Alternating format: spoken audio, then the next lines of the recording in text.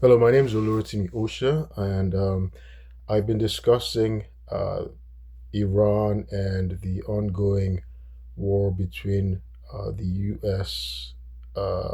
Joint Israeli forces against Iran. Of course, this started with the decapitation of the Iranian leadership on February the 28th, 2026. Today's um, March the 13th, 2026. It's a Friday. So, yes, it is Friday the 13th. A lucky day.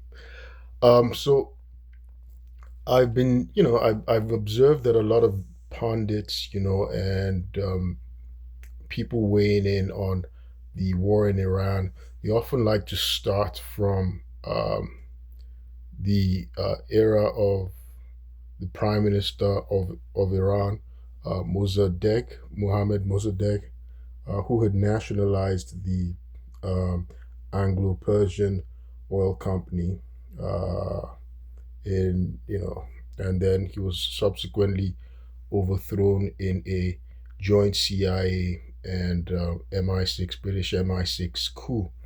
So they start from there, and normally the pundits project Mossadegh as some man of the people, right? Like he's a grassroots man with a grassroots um, background, and oversimplifying, Iran's very complex story. And I like to go into ancient history. I talk about when I talk about the Persians, I've talked about the Cyrus the Great in the Bible, who was the only non-Hebrew person called a Messiah, who liberated the Hebrew people, the Jewish people, in the Babylonian captivity in the 6th century. Of course, I've talked about how the first university, first center of higher learning was created in Persia in 271 AD.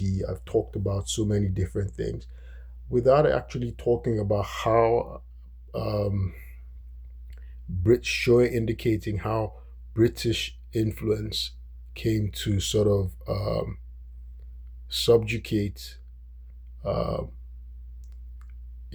Iran, right, in the 19th century. So that's a huge leap, and it sort of leaves a gap.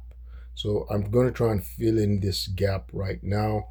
I've discussed the Safavid Empire, which was which marked the influence of the Shia form of religion after um, the Arabic rule was shaken off. The Arabic rule was finally shaken off sometime in the 10th century, but in the 16th century, the Safavid dynasty was able to, fuse the Persian influence into their version of Islam, and strengthen the Shia sect of Islam, making it Persian, with just giving their Islam a sort of um, nationalist flavor, right? So right now, what I'm going to do is I'm going to just show a little bit of the history from the 19th to the 20th century. I want to try and make this very quick, so I'm not going to be going in detail.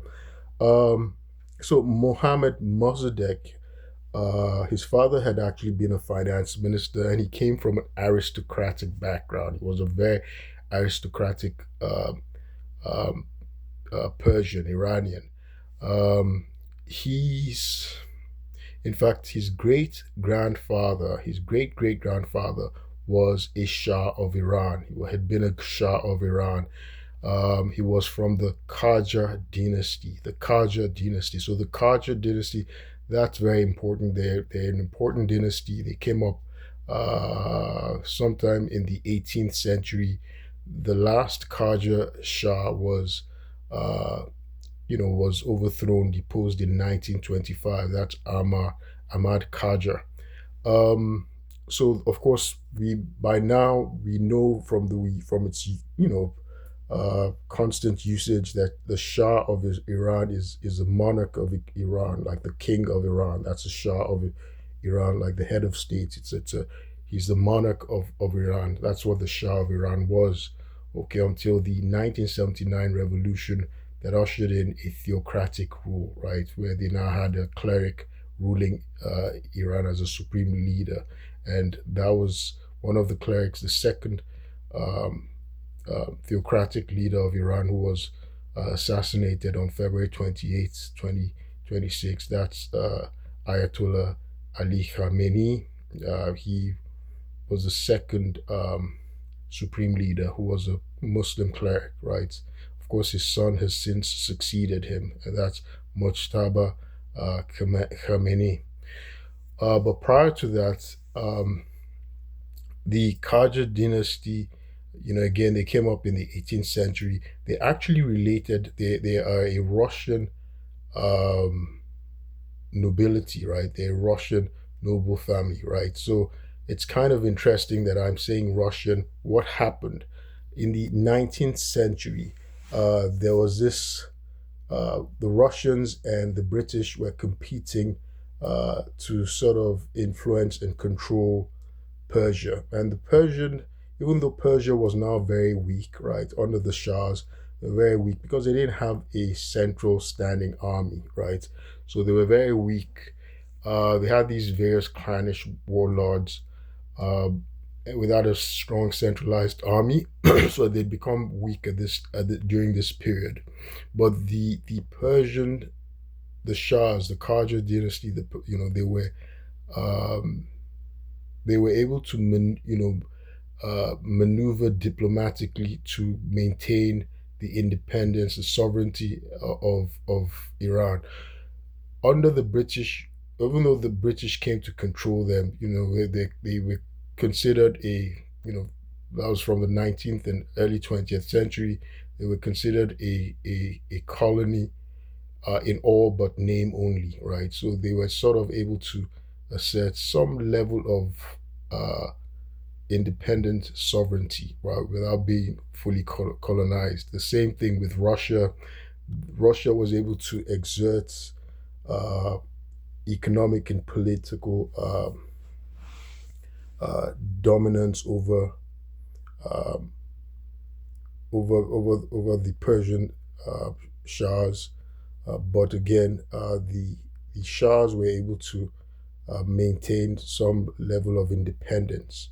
What's importantly, there were a couple of wars, several wars actually, that the Persians fought against the Russians and they lost.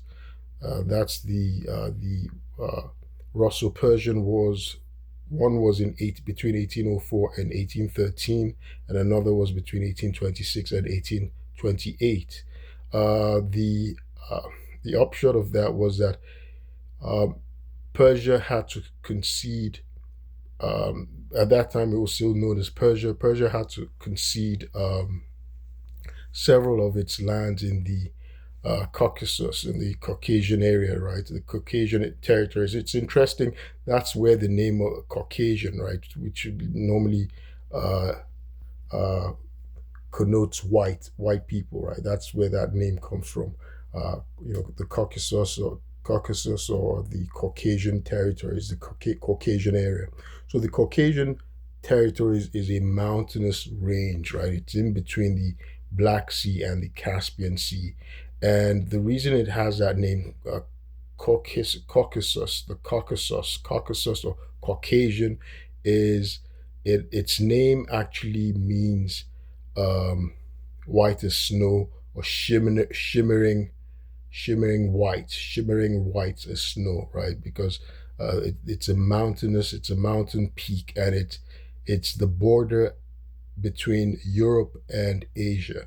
So um, after Persia was defeated in the Russo-Persian Wars um, between 1804 and 1813 and 1826 and 1828, it was forced to give up set all its territories in the Caucasian area, right? That includes Azerbaijan, Georgia, what else? And Armenia, right? Armenia. So again, uh, everybody knows the Kardashians, the sisters. Their father has Armenian heritage. Their father was actually born in America. His grandfather, I think it was his great grandfather or something, grandfather or great grandfather, that actually immigrated to America. But yes, they do have Armenian. Um, Armenian. They're of Armenian descent, and it's interesting. He Armenia Armenianized, or his name, right? His Their name was, because it's Kardashian. I think their name was Kardashev or something. It had a Russian it had a Russian version of their name, and when they came to America, they changed it to the Armenian version. That's Kardashian. So if you notice, Armenians, a way you can know Armenians is through their last name, like the last few letters in their name, IAN, that goes N, right? So if you notice that, so Kardashian, you can tell that's Armenian, right? And it goes off Swashkov, or you can tell that's Russian. So just a little trick that I learned. So, but so they lost all those lands. They lost Armenia, Georgia, and Azerbaijan. It's interesting. Azerbaijan is so the Khamenei's, right? The Khamenei that was assassinated. That's uh, Ayatollah Ali Khamenei. He was actually ethnic Azerbaijan, right? His ethnic Azerbaijan, right, from a clan uh, province town known as Khamenei, right? So another piece of interesting data. So I love history and information and learning about cultures. So yeah. So so the Persians are complex. That area is very complex. It's rich in history and diversity, right? So isn't that interesting that the Ayatollah is actually ethnic Azerbaijan, right? So there you go. So so Persia ended up conceding all of its territories in the Caucasian territories. That's as I mentioned, and they went free from just the Russians, the British as well. So the British had their empire in India. India was their richest colony at this point. It was very rich. It was very vital for the British Empire at that time.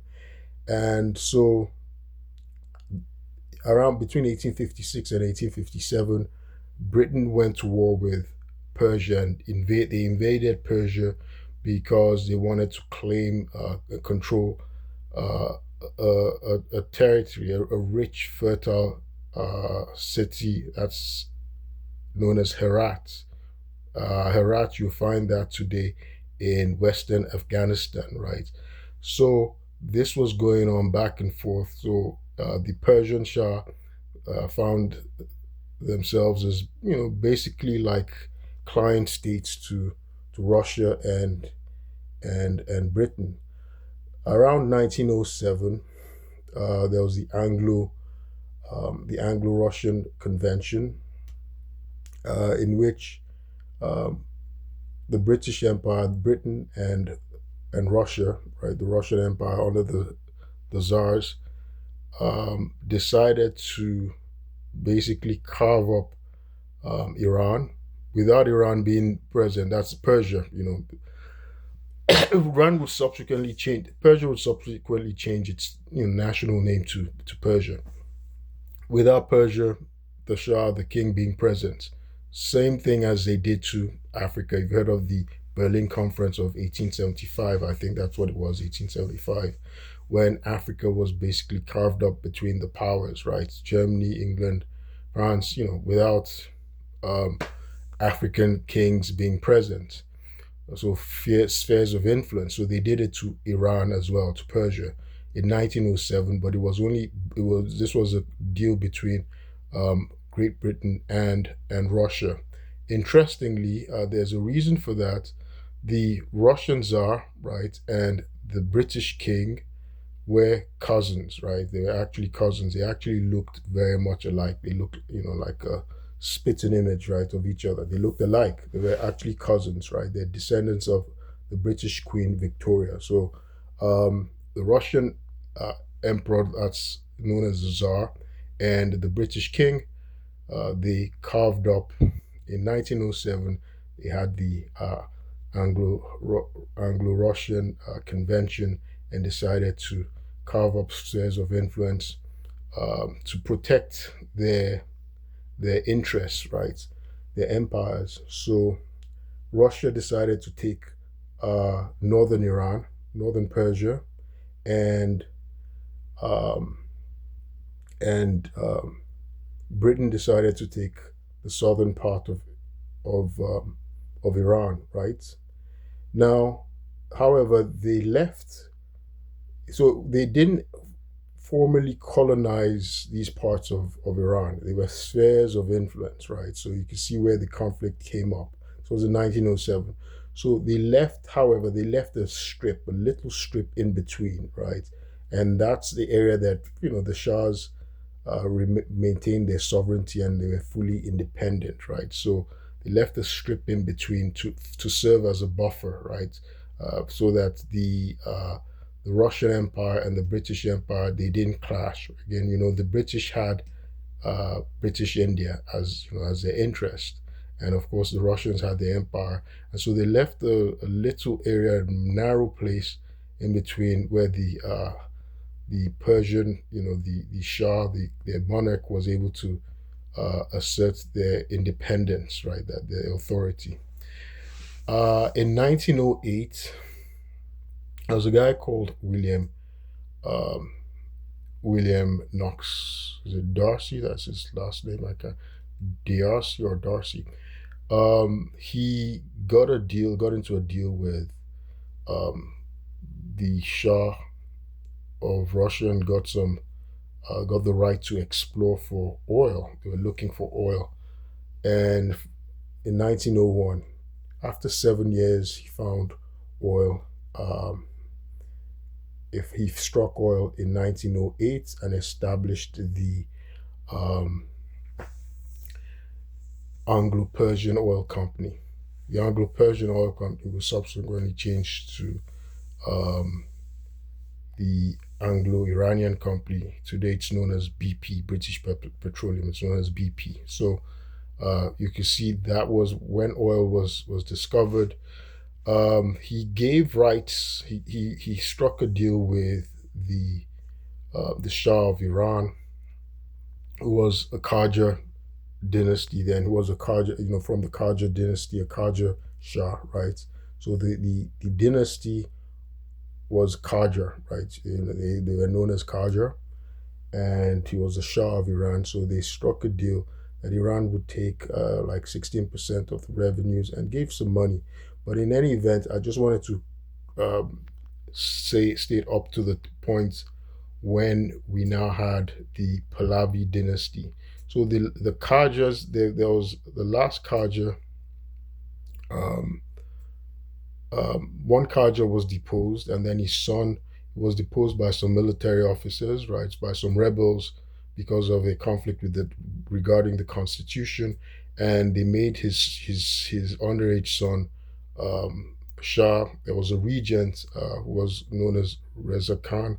He was a regent, and then when when Ahmad Shah, the son of the deposed Shah, when Ahmad Shah, right, Ahmad Kaja, that is, when he turned 21, he became king. He became Shah. The Shah is a king, but he was ineffective. He was incompetent. He couldn't handle things properly, and then he was overthrown by a military officer named Reza Pahlavi. Was a military officer. I think he was a brigadier general at the time.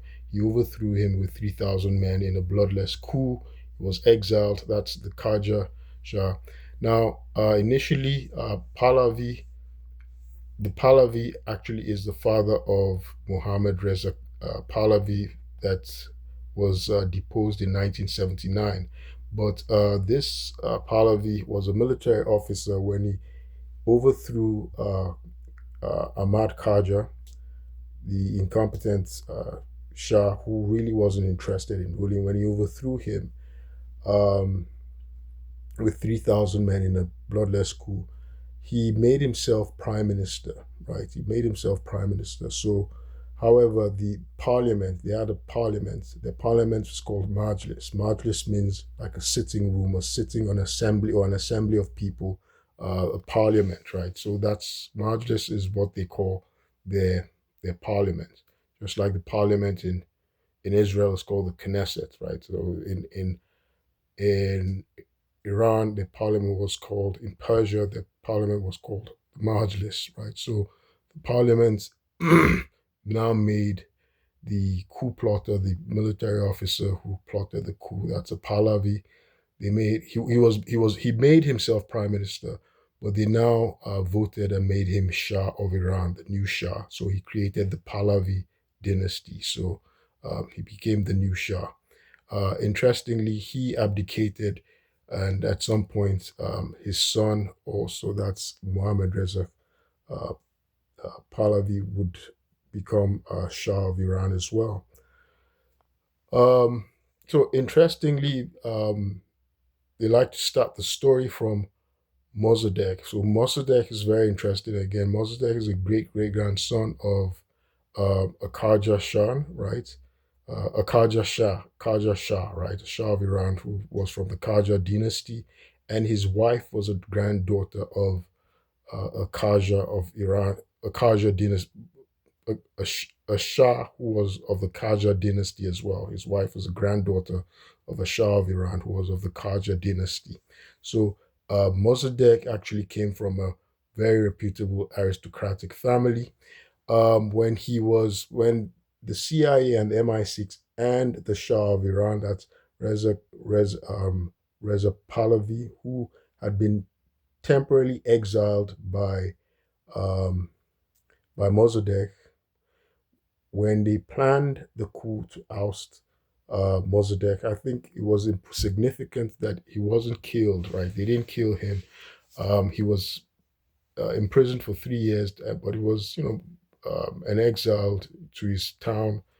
But he was treated well by the general that was selected to uh, overthrow him. His name was Fazlollah Zahedi, right? It was a general, General Zahedi. General Zahedi, interestingly, is actually a cousin, a relative of Mossadegh. They were relatives, and so Zahedi treated him with respect, even though he was arresting him, he was overthrowing him, but he had treated him with respect. So it's interesting, very significant that Mossadegh, even though it was a very sinister coup to oust and humiliate and disgrace him because of money, right? For the control of Iran, the control of the oil of Iran, and to sort of circumvent his nationalist and pro-democracy interest. He was pro-democracy. He wanted to assert the sovereignty of Iran and free Iran from foreign influence, the influence of um, of Britain, right, at the time. He didn't know the CIA had plotted behind him. So I'm gonna tell that story. I'll stop this video here, and so that's the how we got up to Muhammad Mossadegh. My name's Oloro Timiosha, and I'll keep you posted. Thank you.